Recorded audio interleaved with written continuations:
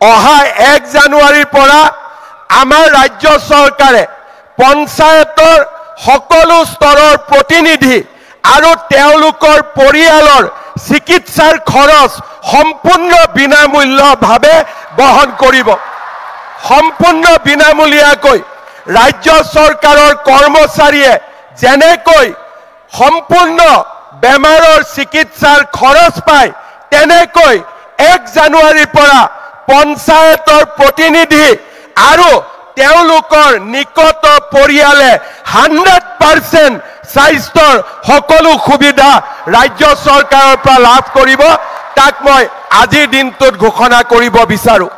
শ্ৰদ্ধাৰ ৰাইজ, মই এটাই বিচাৰো যে আমি চৰকাৰৰ পৰা সকলো ধৰণৰ আপোনালোকক সহযোগিতা কৰিম, কিন্তু এখন দুৰ্নীতিমুক্ত পঞ্চায়ত, এখন দুৰ্নীতিমুক্ত সমাজ আমি অসমৰ জনগণক উপহাৰ দিম। শ্ৰদ্ধাৰ পঞ্চায়ত প্ৰতিনিধিসকল, 2026 চনৰ নিৰ্বাচনৰ প্ৰাক মুহূৰ্তত আজি আমি ইয়াত সমবেত হৈছো। আমি নিৰ্বাচনত জয়লাভ কৰিলো। এতিয়া আমাৰ দায়িত্ব হ'ব 26 চনত আমি আমাৰ মিত্ৰ দলৰ সৈতে বিজেপিক আকৌ এবাৰ দিছপুৰলৈ উভতাই আনিব লাগিব। আনিম নে নানিম আমি? আনিম নে নানিম আমি? নৰেন্দ্ৰ মোদী ডাঙৰীয়াৰ নেতৃত্বত অসমত আমি বিধানসভাৰ ইলেকশ্যন জিকিম নে নিজিকিম? সকলোৱে আমি কাম কৰিম নে নকৰিম? আমি সকলোৱে আজি প্ৰতিজ্ঞাবদ্ধ হ'ম। আই অসমীৰ সুৰক্ষাৰ বাবে, আমাৰ ৰাষ্ট্ৰৰ বিকাশৰ বাবে 2026 চনত নৰেন্দ্ৰ মোদী ডাঙৰীয়াৰ নেতৃত্বত অসমত আকৌ এবাৰ আমি বিজেপি আৰু NDAৰ চৰকাৰ আমি প্ৰতিষ্ঠা কৰিম আৰু সেই সংকল্প আজি আমি সকলোৱে একেলগে গ্ৰহণ কৰিম। শ্ৰদ্ধাৰ ৰাইজ, জাতি মাটি ভেটিৰ সংকল্পৰে 2016 চনত আমি চৰকাৰ গঠন কৰিছিলো। জাতি মাটিৰ সুৰক্ষা আৰু অসমৰ বিকাশে হ'ল এইখন চৰকাৰৰ মূল মন্ত্ৰ। যি ধৰণে আজি প্ৰধানমন্ত্ৰী নৰেন্দ্ৰ মোদী ডাঙৰীয়াই অপাৰেশ্যন সিন্দুৰ, গৃহমন্ত্ৰী অমিত শ্বাহ ডাঙৰীয়াই নক্সালবাদৰ ওপৰত এক চূড়ান্ত মাধমাৰ মাৰিছে, যি ধৰণে নৰেন্দ্ৰ মোদী ডাঙৰীয়াই পাকিস্তানক উচিত শিক্ষা দিছে, আমিও আমাৰ ৰাজ্যত জাতি মাটি ভেটি ৰক্ষাৰ বাবে আমি নিৰন্তৰ কাম কৰি যাম। সেই সংকল্প আজি আমি পুনৰ এবাৰ ল'ব বিচাৰিছো। শ্ৰদ্ধাৰ ৰাইজ, চৰাইদেউ মৈদামত ইউনেস্কোৰ স্বীকৃতি, অসমীয়া ভাষাক ক্লাছিকেল লেংগুৱেজৰ মৰ্যাদা, বৰাক উপত্যকাত বঙালী ভাষাক ক্লাছিকেল লেংগুৱেজৰ মৰ্যাদা, ভাৰতত ক্লাছিকেল লেংগুৱেজৰ মৰ্যাদা, লাচিত বৰফুকনৰ 400তম জন্ম জয়ন্তী, আমাৰ বাপতি সাহোন বিহুক বিশ্ব মঞ্চলৈ লৈ যোৱা, ঝুমুৰ নৃত্যক জগত সভালৈ লৈ যোৱা, এই সকলোবোৰ কাম আজি আমাৰ চৰকাৰখনৰ নেতৃত্বত সম্ভৱ হৈছে। আজিৰ এই সুন্দৰ দিনটোত মই আৰু এটা নতুন কথা ক'ব খোজো। মহাপুৰুষ শ্ৰীমন্ত শংকৰদেৱ আমাৰ জাতিটোৰ প্ৰাণ প্ৰতিষ্ঠাতা। তেখেতে বৃন্দাবনী বস্ত্ৰখন নিৰ্মাণ কৰিছিল আৰু ভাৰতৰ বিষ্ণু আধ্যাত্মিকতা, কৃষ্ণ সংস্কৃতিক প্ৰদৰ্শন কৰিছিলে। মই বিশ্বাস কৰোঁ এই বৃন্দাবনী বস্ত্ৰখনো অসমৰ মানুহে চাব পাৰে, তাৰ সপোন বহুজনৰ আছিলে। নৰেন্দ্ৰ মোদী ডাঙৰীয়াৰ আশীৰ্বাদত আমি সংকল্প লৈছো যে এইবাৰ বৃন্দাবনী বস্ত্ৰ আমি অসমলৈ লৈ আহি ৰাইজে যাতে চাব পাৰে তাৰ ব্যৱস্থা আমি কৰিম। সেই ধৰণে আজি আমি আগুৱাই যাব খুজিছো। গড় হত্যা বন্ধ হ'ল, সন্ত্ৰাসবাদে অসমৰ পৰা বিদায় ল'লে। আজি এসময়ত অস্ত্ৰ শস্ত্ৰৰে জাতিৰ মুক্তিৰ সপোন দেখা যুৱকসকলে আজি কৰ্ম সংস্কৃতিৰ মাধ্যমেৰে জাতিটোৰ মুক্তিৰ সপোন দেখা আৰম্ভ কৰিলে। অসমত এইমছ প্ৰতিষ্ঠা হ'ল, নেশ্যনেল ফৰেনচিক ছায়েন্স ইউনিভাৰ্চিটি প্ৰতিষ্ঠা হ'ল, ইণ্ডিয়ান ইনষ্টিটিউট অফ মেনেজমেণ্ট প্ৰতিষ্ঠাৰ পথত আজি মোদী ডাঙৰীয়াৰ নেতৃত্বত আগবাঢ়িছে। আজি নুমলীগড় গহপুৰৰ মাজত ব্ৰহ্মপুত্ৰৰ তলেদি টানেল নিৰ্মাণ, কাজিৰঙাৰ ওপৰত 32 কিলোমিটাৰৰ এলিভেটেড কৰিডৰৰ দৰে আজি আমি ডাঙৰ ডাঙৰ সপোন দেখিছোঁ। আমাৰ ৰাজ্যত দুখীয়া জনৰ কাৰণে অৰুণোদয়, মহিলাৰ বাবে মহিলা উদ্যমিতা আঁচনি, আজি যুৱকৰ বাবে মুখ্যমন্ত্ৰীৰ আত্মনিৰ্ভৰ অসম অভিযান, চাহ বাগিচাৰ মোৰ শ্ৰমিক বন্ধুসকলৰ বাবে এটিকলি দুটিপাত, আজি সমগ্ৰ অসমত বিকাশৰ এক নতুন স্বপ্ন আজি আমি বাস্তৱলৈ ৰূপায়ণ কৰিছোঁ। আজি আমাৰ জাতিটো দুৰন্ত গতিত আগুৱাই গৈছে।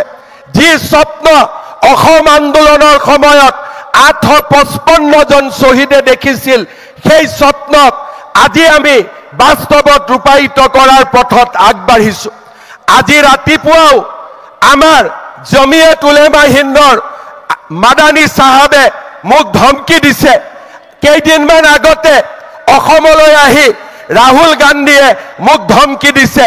মই আজি মাদানী আৰু ৰাহুল গান্ধীক এটাই কথা ক'ব খোজো, আপোনালোকে যিমানেই মোক ধমকি দিব, অসমক আপোনালোকে যিমানেই ধমকি দিব চেষ্টা কৰিব, অসমে লাচিতৰ হেংদান আকৌ এবাৰ হাতত তুলি ল'ব আৰু আমি প্ৰমাণ কৰিম যে অসমীয়ায়ো, অসমবাসীয়েও ভাৰতীয় লোকসকলে কেনেকৈ জীয়াই থাকিব লাগে আমি তাক জানো আৰু সেই সংগ্ৰামখন আমি আকৌ এবাৰ যুঁজিব খুজিছোঁ, আমি জিকিব খুজিছোঁ।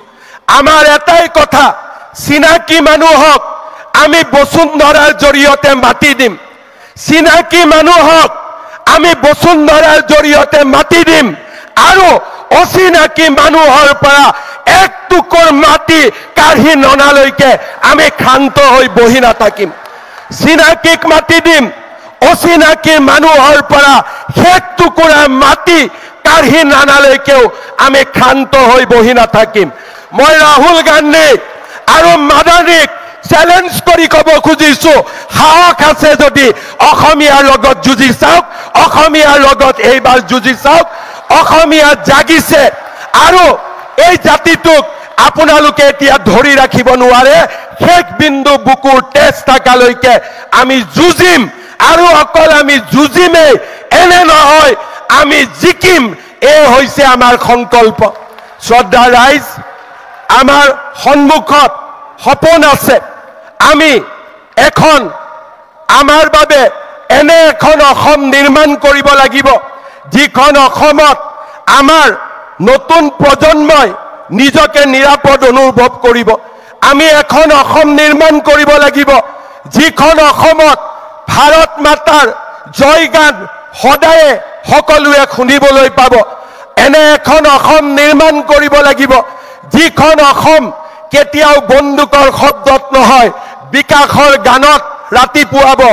এনে এখন অসম নিৰ্মাণ কৰিব লাগিব, যিখন অসমত নতুন প্ৰজন্মই এটকাও ঘোষ নিদিয়াকৈ চৰকাৰী চাকৰি পাব, বেংকৰ পৰা লোন পাব আৰু বাংগালোৰ, কৰ্ণাটক, হায়দৰাবাদত সিকিউৰিটি গাৰ্ডত কাম কৰা সকলো সন্তানক উদ্যোগীকৰণৰ জৰিয়তে আমি মাতৃৰ বুকুলৈ আকৌ এবাৰ উভতাই আনিম।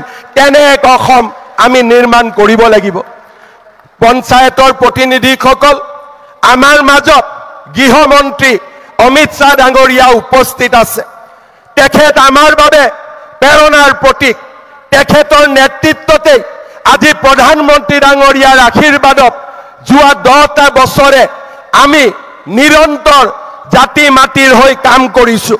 মই সকলোকে আহ্বান জনাম, আপোনালোকে সকলোৱে একেলগে অমিত শ্বাহ ডাঙৰীয়াক আকৌ এবাৰ দীঘলীয়া হাত চাপৰিৰে প্ৰতিশ্ৰুতি দিয়ক যে 2026ত আমি আকৌ অসমত বিজেপি আৰু NDAৰ চৰকাৰ গঠন কৰিম। কৰিম নে নাই? কৰিম নে নাই? অমিত শ্বাহ, অমিত শ্বাহ, নৰেন্দ্ৰ মোদী, নৰেন্দ্ৰ মোদী, ভাৰত মাতা কি জয়, জয় অসম। শ্ৰদ্ধাৰ পঞ্চায়তৰ প্ৰতিনিধিসকল, আমি এটাই সংকল্প ল'ম যে আমাৰ অসমীয়াই, আমাৰ ভাৰতীয়াই এই উত্তৰ পূৰ্বত সদায়ে যাতে সুৰক্ষিত হৈ থাকিব পাৰে। চিনাকিক মাটি দিম, অচিনাকিৰ পৰা মাটি কাঢ়ি ল'ম, এই সংকল্প আমি আমাৰ বুকুত বজ্ৰ কঠোৰভাৱে সংস্থাপিত কৰিম। এখন নতুন অসমৰ কল্পনাৰে আমি আগুৱাই যাম। মোৰ প্ৰাণত অসমীয়াই, মোৰ প্ৰাণত অসমীয়াই, মোৰ মনত ভাৰতীয়াই, মোৰ তেজত অসমীয়াই, মোৰ উশাহত ভাৰতীয়াই।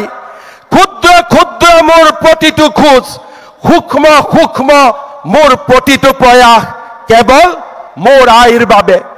বিন্দু বিন্দু জিলিকি উঠা কপালৰ ঘাম, বিন্দু বিন্দু জিলিকি উঠা কপালৰ ঘাম, ৰন্ধে ৰন্ধে বৈ থকা অন্তহীন স্বাভিমান